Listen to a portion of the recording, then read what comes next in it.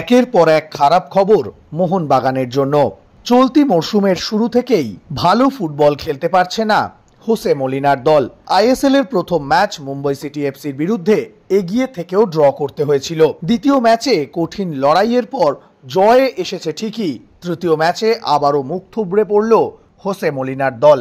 প্রথমার্ধেই দুটি গোল হজম করে বেঙ্গালুরুর বিরুদ্ধে পিছিয়ে পড়ে মোহনবাগান। দ্বিতীয়ার্ধে সুনীল ছেত্রীর পেনাল্টি থেকে ব্যবধান বাড়ায় বেঙ্গালুরু এফসি। 3 গোল হজম করেও একবারের জন্যও গোল মুখ খুলতে পারলেন না Jason Cummins, Dmitry Petratos, Greg স্টুয়ার্টরা। প্রথমার্ধে মাঠে নামেননি সাহাল আব্দুল সামাদ। দ্বিতীয়ার্ধে খেলার গতি প্রকৃতি পরিবর্তনের আশায় সাহাল আব্দুল সামাদকে মাঠে নামিয়েছিলেন কোচ হোসে মলিনা। খুব বেশিক্ষণ মাঠে থাকতে পারলেন না তিনি। 56 মিনিটের মাথায় চোট পেয়ে মাঠ থেকে বেরিয়ে গেলেন সাহাল আব্দুল সামাদ। ম্যাচ শেষে জানা গেল তার চোট গুরুতর, হ্যামস্ট্রিংয়ে চোট পেয়েছেন তিনি। তবে মাঠে ফিরতে কতদিন সময় লাগবে তা এখনো জানা যায়নি। কিন্তু এই মুহূর্তে মোহনবাগান দলের যা পরিস্থিতি, তাতে একটা চোটেই চিন্তার ভাঁজ পড়তে পারে হোসে মলিনার কপালে।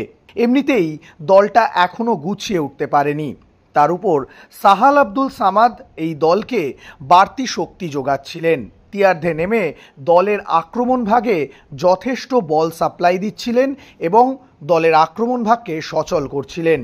সেই সাহাল আব্দুল সামাদ যদি ছিটকে যান, তাহলে মোহনবাগানের মাঝমাঠ কিন্তু আরও দুর্বল হয়ে পড়বে।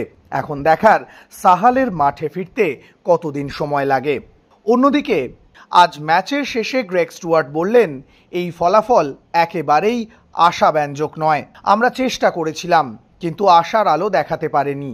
কঠিন ম্যাচ হলেও এই ফলাফল যথেষ্ট হতাশাজনক।